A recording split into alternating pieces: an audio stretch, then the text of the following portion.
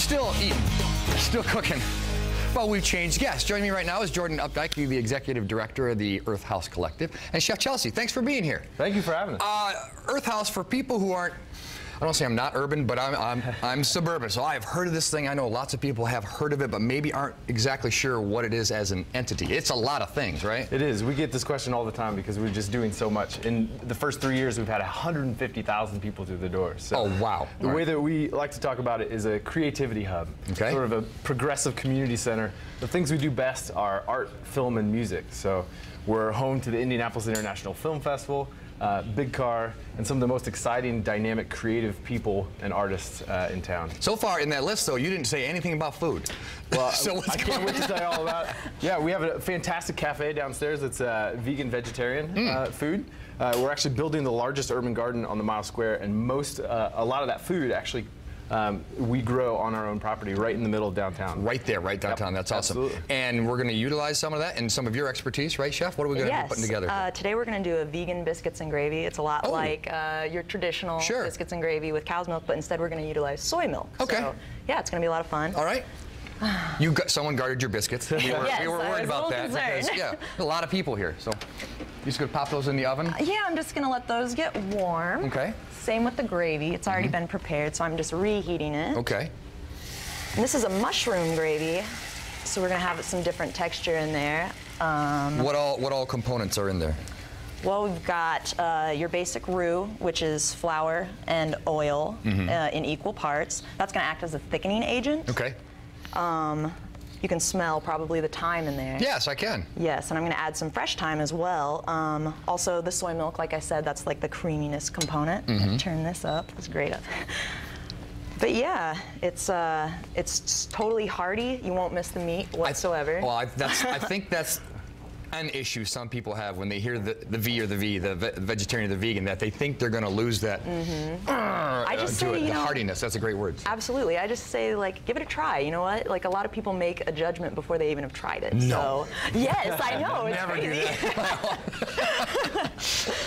that. So when you're preparing that from scratch, though, how long? I mean, gravy is one of those things, like maybe a chili or a salsa, that maybe it's even better the next day. When you're making it fresh, should you give it time to let the flavors marry or mix or steep or whatever the word is? I would absolutely. I mean, it'll thicken up overnight, but if you're doing this at home, I mean, oh yeah, I think it's better the next day.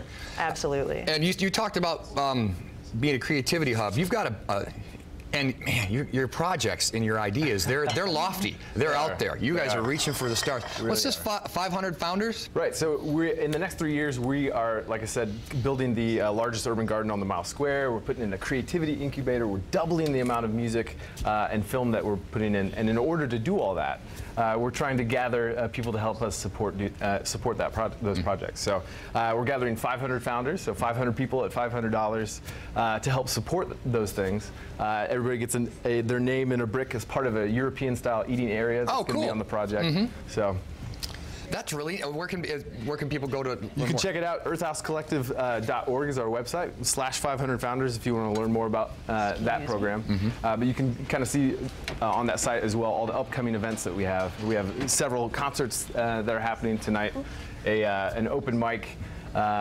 Tomorrow we show a nooner, which is a short film we do over lunch with the food in the cafe. Nice. So, I'm guessing when people first hear about the Earthhouse and they're going to come visit, they may have the same reaction as Chef mentioned with people. They may make a judgment like, all right, absolutely, there's tamarines and hippies and nudity and whatever.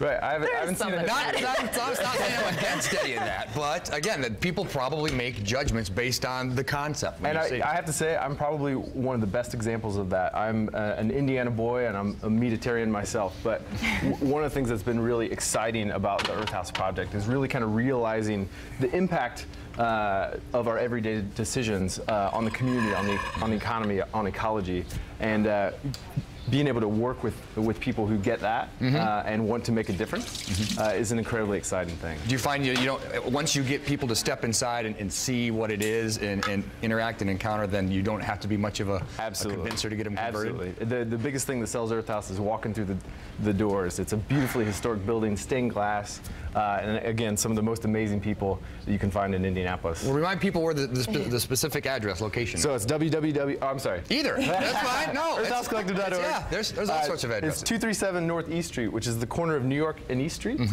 So if you know the Rathskeller's, just a couple blocks south of there. We're right off Mass Ave. Yeah. Plenty of parking and an amazing garden. And do the electronic one too. And it's www.earthhouscollective.org/500founders if you want to help support what goes on.